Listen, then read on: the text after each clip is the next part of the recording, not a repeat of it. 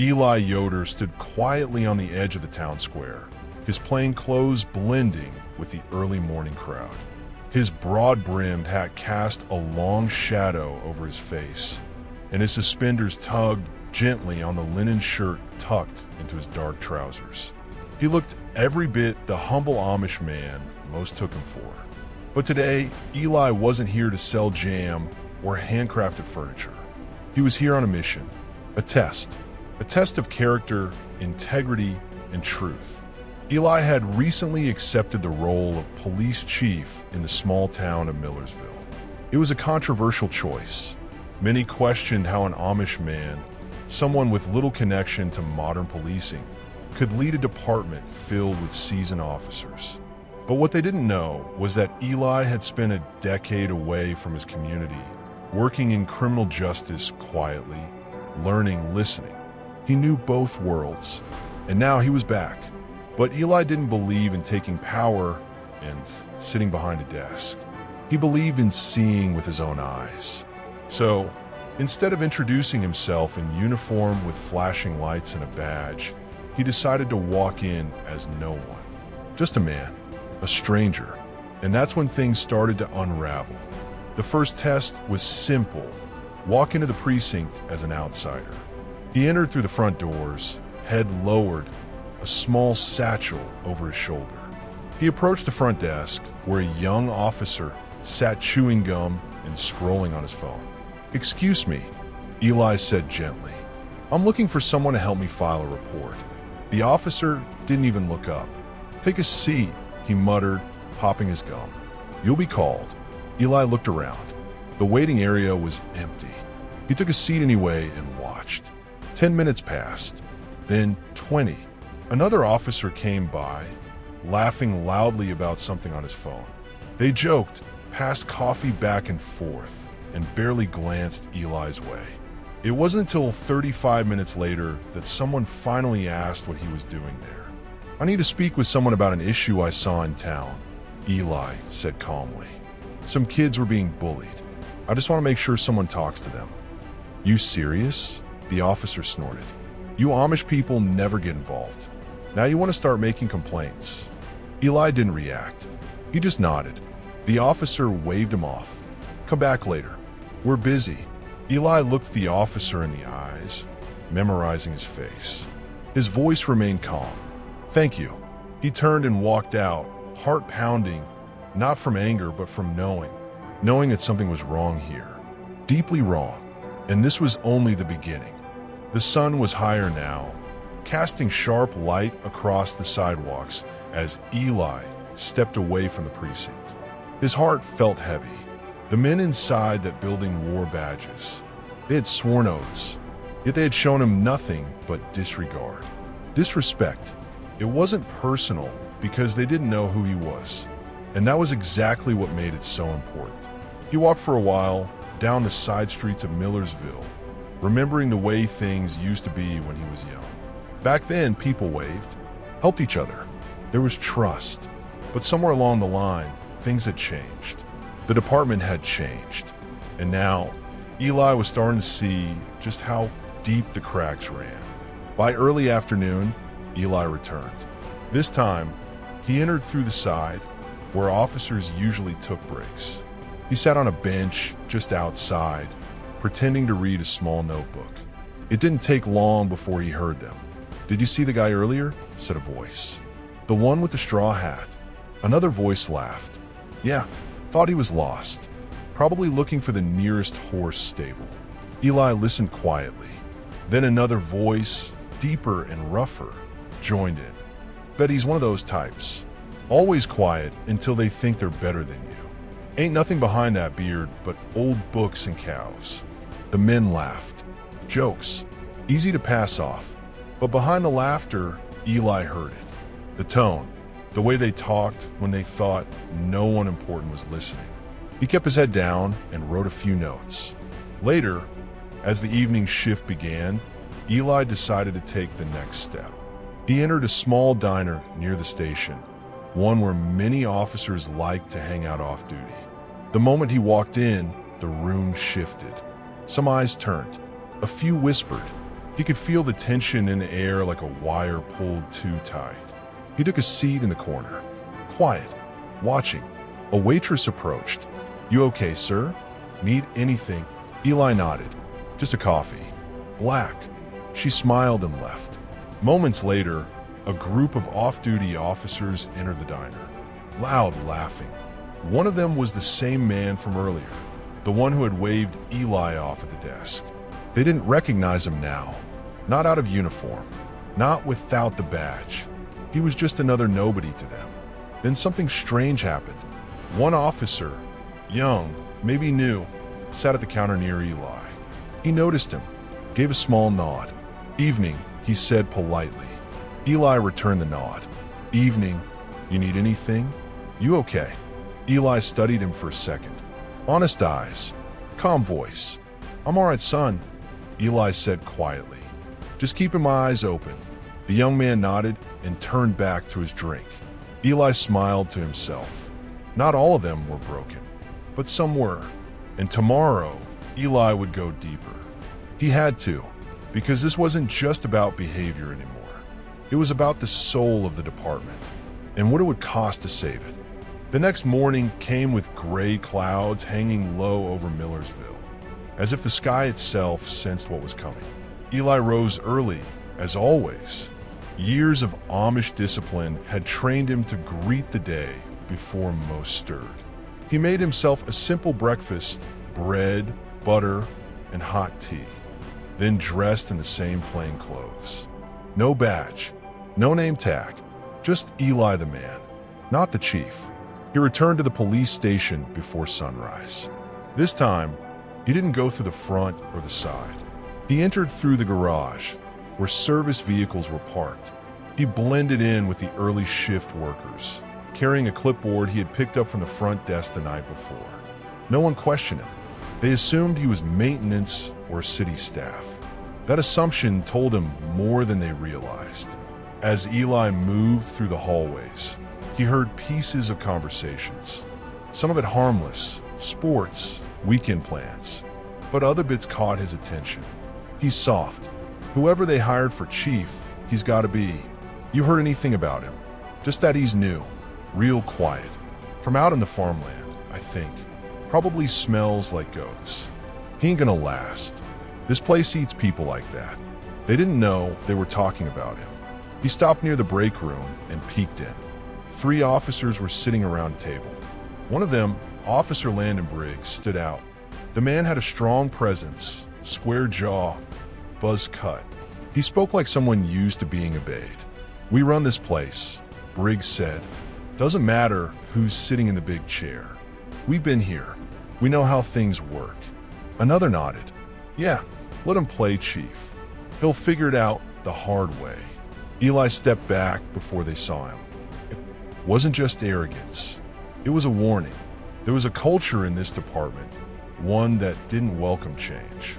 Later that day, Eli rode with an officer during a routine patrol.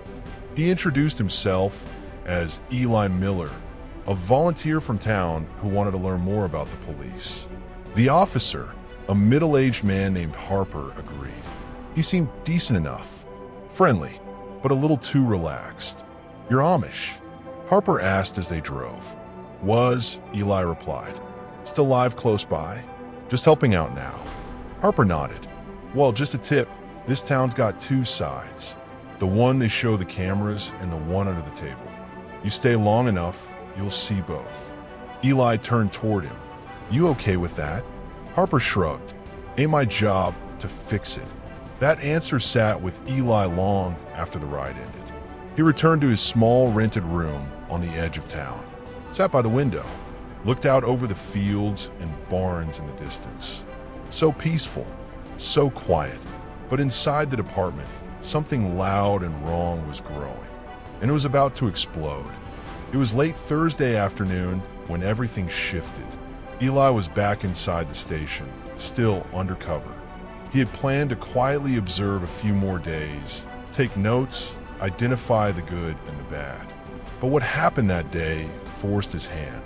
A woman entered the precinct, visibly upset, clutching a file of papers and trying to speak with someone at the front. She was young, nervous, maybe early 30s. Her voice shook as she asked to speak with an officer about a neighbor who had been harassing her. Loud music, shouting, threats. She had photos, written logs, but she wasn't being heard. The front desk officer, the same one from Eli's first visit, barely listened. "You need to calm down, ma'am. We'll call someone when we have time." "I've been here twice already," she said softly. "No one came to my house. They said someone would follow up, but..." "Ma'am," the officer snapped, "take a seat. You're not the only person in this town." Eli watched from a corner chair. He gripped the armrest tightly. His jaw clenched. His heart beat harder, but he didn't move. Not yet. Then Officer Briggs walked in. Eli stiffened. The room seemed to shift with him. Briggs noticed the woman, scoffed, and walked straight to the desk. "What's the noise?" he asked the clerk. "She's whining about her neighbor." Again, Briggs turned to the woman. "You the one who keeps calling about the loud music?" She nodded, holding up her file. "Yes, sir. I just want someone to take it seriously. My son, he's 6, he's scared to sleep." Briggs cut her off. "You wasting our time, lady?" Her face changed. Confused. Hurt. No, sir. I'm just trying." Briggs took the file from her hand, flipped it open, then tossed it on the counter. "Paper spilled. Go home. Try earplugs." The woman bent down, scrambling to collect her documents, trying not to cry. That was it. Eli stood. The room grew still. He walked slowly toward Briggs, his voice steady but sharp. "That how you treat the people you serve?" Briggs turned. "Who are you?" Eli didn't answer. "Not yet." Briggs stepped forward. "You following me around, old man? What's your deal?" Still no answer. "I asked you a question." Eli looked him in the eyes. "And I've been asking myself a few." Briggs shoved him. A sharp gasp came from the front desk. The woman stared in shock. Eli didn't move, didn't flinch. "You just made a mistake," Eli said softly. "Oh yeah." Briggs smirked. "You gonna file a report? Get in line." Eli reached into his coat and pulled out a small badge. Not a flashy one. No gold trim. Just simple, clean with 2 words. Police Chief. The room froze. Briggs's smile vanished. "Let's talk in my office," Eli said. And the building fell silent. Briggs didn't move. His lips parted slightly, like he wanted to speak but couldn't form a single word. Behind him, the front desk officer stood frozen, hands still on the edge of the counter. The woman who had been mistreated was now staring at Eli with wide, stunned eyes. "You're the new chief?" Briggs finally said, voice hollow. Eli nodded slowly, calm as still water. "I've been here for days, watching, listening, being treated the same way our people are treated when you think no one's watching." Briggs looked at the others, desperate for backup, but none came. One officer slowly stepped back. Another quietly turned away, pretending to be busy. Eli continued. "When I arrived, I didn't want to walk in with a speech or ceremony. I wanted to see who you really are, how this department works when the cameras are off. And I saw it." He turned his gaze toward the young woman. "Ma'am," he said gently, "I'm deeply sorry for how you've been treated. If you'd be willing, I'd like to personally review your case and make sure you get the help you need." She nodded slowly, blinking away tears. Eli turned back to Briggs. "Come with me." Inside his office, a plain room with 1 desk, 2 chairs, and a window, Briggs sat across from Eli like a student before a strict teacher. The power had shifted, and it was heavy. You disrespected a civilian. You ignored a public complaint. You put your own pride above your badge, Eli said firmly. And worse, you assaulted your chief. Briggs didn't argue. He only stared at the floor. Eli stood. "You're suspended. Effective immediately. Internal review begins today." Briggs looked up. "You gonna fire everyone who doesn't like you?" Eli paused. "No, I'm gonna fire everyone who doesn't do their job." He opened the door and stepped out. Word had already spread. Officers stood in quiet clusters, whispering. No one laughed now. No one smirked. Eli faced them. Some of you know what's been happening in these walls. Some of you allowed it. Some of you participated in it. That ends now. I won't ask for respect just because I have a title, but I will demand it for the people we serve. He let the silence hang. From today forward, everything changes. No one dared speak. Some lowered their eyes. Others nodded just a little. A few looked ashamed. But one young officer, the same one who had nodded politely at the diner, stepped forward. "I'm with you, sir," he said. Eli nodded. "Then let's begin." By the next morning, the entire town had heard what happened. It was in whispers at the diner, quiet talk at the barber shop. Even the church bell seemed to ring differently that day. Some were shocked that an Amish man had become police chief. Others were more surprised at how he had chosen to lead, not from behind a desk, but by walking through the shadows of his own department. Plain, quiet, observant, powerful. Inside the precinct, the energy had changed. Eli walked in just after sunrise, dressed in his usual plain clothes, but this time, the badge was visible on his belt. He didn't wear a gun. He didn't need one. His presence was enough now. Even the officers who had mocked him days before stood straighter when he passed. His first act that day was to bring the young woman's file into the conference room and call a meeting. All officers were required to attend. He stood at the front, holding her folder. "This case was ignored twice," he began. "And when she came here a third time, desperate, scared, she was laughed at, dismissed, and worse." He looked up. "That is not what this badge stands for." He opened the file and went over each part, showing photos, handwritten notes, and phone records. He never raised his voice, but his tone was sharp. Every officer sat silent.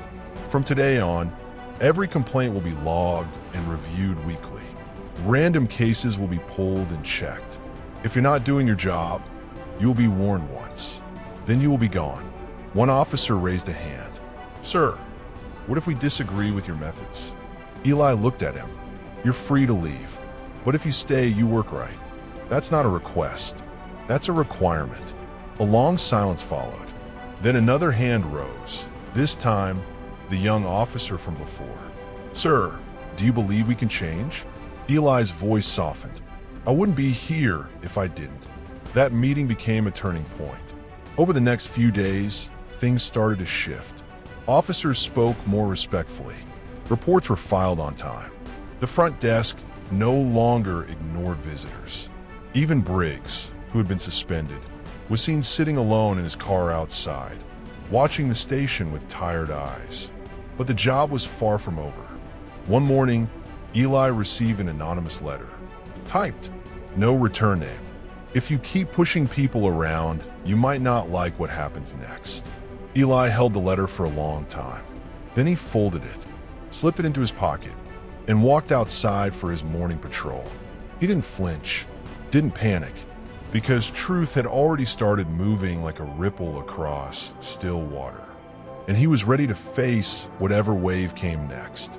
Eli stood near the town square that evening, watching the people pass. Families with children, elderly couples on their walks, teenagers with earbuds and bikes. He liked these quiet moments where the noise of power and position melted away, and what remained was simple, human connection. But the letter still pressed against his pocket. A threat, cowardly, but dangerous all the same. He knew what it meant.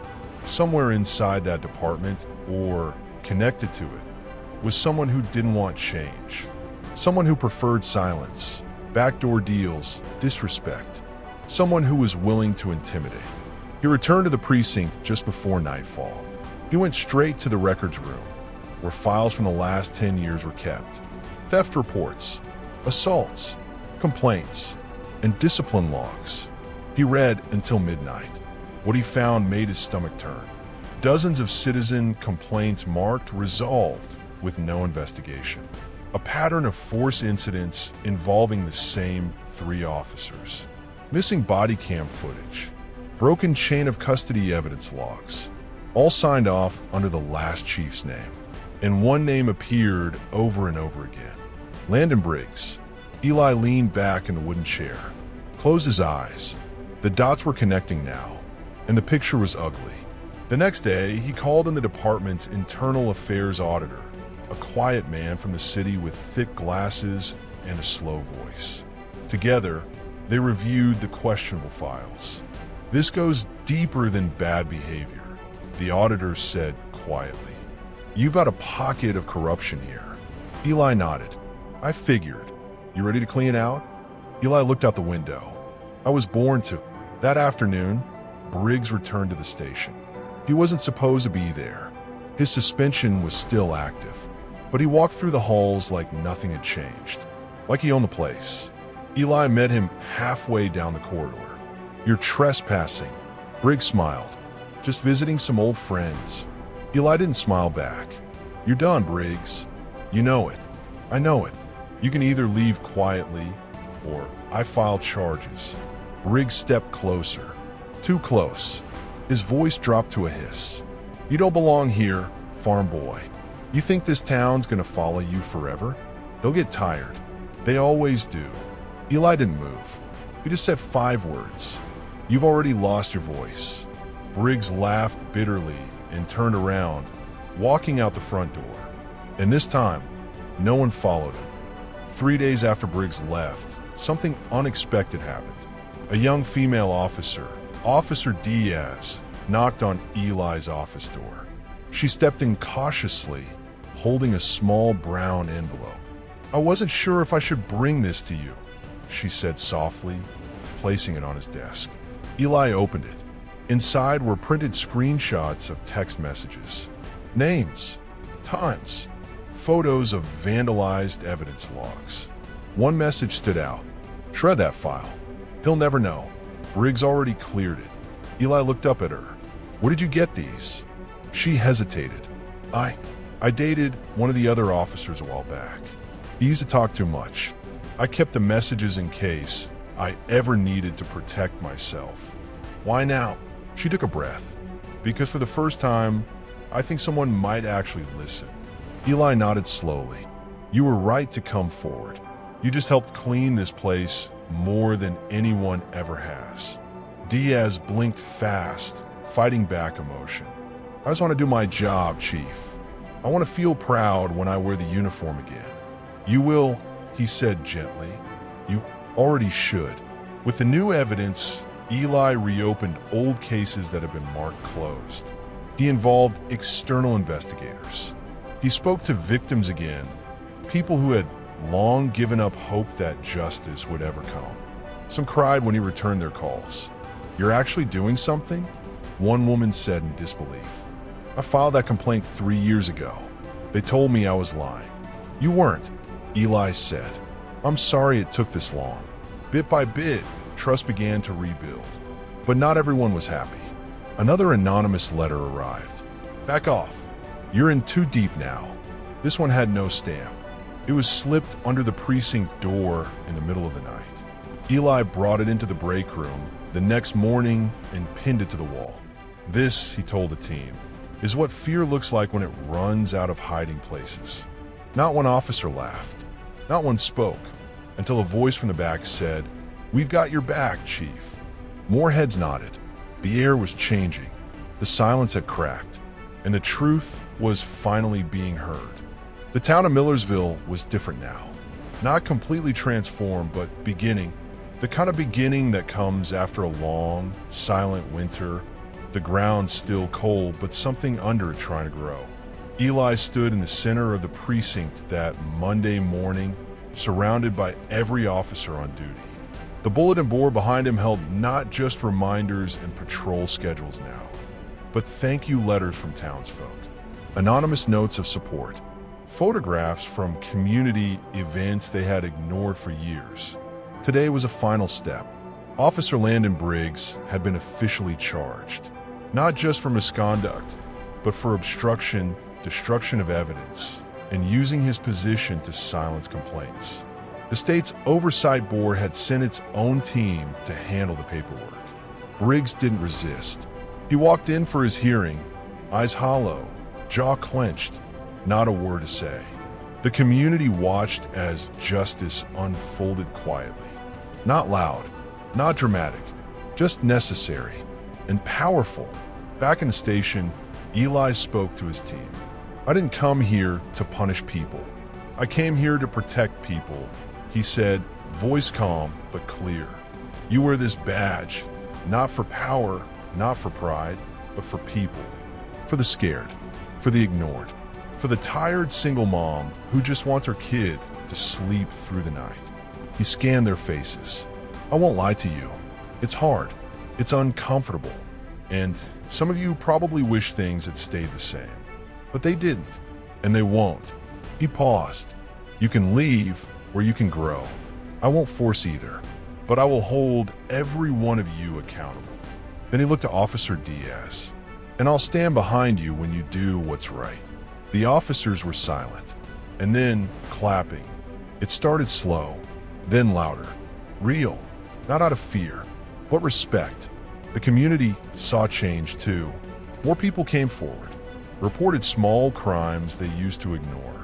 Kids waved when patrol cars passed. A local bakery sent donuts with handwritten notes taped to the box. "Thank you, Chief Yoder. We feel safe again." Eli didn't want praise. He wanted consistency, and slowly he was getting it. But one thing still bothered him. One last file, one final name, a missing link in the corruption chain, and it was someone he never expected. The file sat quietly on Eli's desk, thinner than the others, but heavier somehow. It belonged to a man named Deputy Clark, a longtime officer in the department. Friendly, smiled often, always respectful around Eli. Never loud, never aggressive, but the evidence told a different story. Buried beneath stacks of signed reports and time cards were records showing Clark had signed off on dozens of cases closed by Briggs, all with the same two words scribbled on them: handled internally. He'd been the quiet hand, the one who made things disappear. While Briggs barked and bullied, Clark had swept things under the rug. Eli stared at the file. It hurt more than he expected, because Clark had been one of the first to shake his hand. The next day, Eli called Clark into his office. The deputy entered casually, coffee in hand, smile ready. "You want to see me, Chief?" Eli didn't smile. He just pushed the folder forward. Clark's eyes fell on the paperwork, and then the smile disappeared. "I don't understand," Clark said quietly. "You signed off on more than 30 falsified closures," Eli said. "You buried evidence. You kept quiet." Clark sighed. I didn't start it. I just didn't stop it." "That's the same thing." A long silence filled the office. "I was scared," Clark admitted. "Briggs had friends. I had a mortgage. Kids. I thought if I just stayed out of it, it would pass." Eli nodded slowly. "I believe you were scared, but silence has victims too." Clark sat down, eyes low. "What happens now?" "You'll resign. Quietly. I'll file your paperwork without charges if you cooperate fully with the investigation. You'll also apologize to every name in those files." Clark gave a small, sad nod, and then he left. Eli stood alone in his office, staring out the window at the town below. The bakery, the church, the park. He could see kids running, people walking, the world moving on. That afternoon, he stepped outside, back in his plain clothes. No gun, no title in sight, just Eli Yoder, Amish-born, police chief by choice, servant by heart. And for the first time since stepping into this job, he felt peace, real peace, because the truth had been told, justice had been served, and Millersville had begun to heal.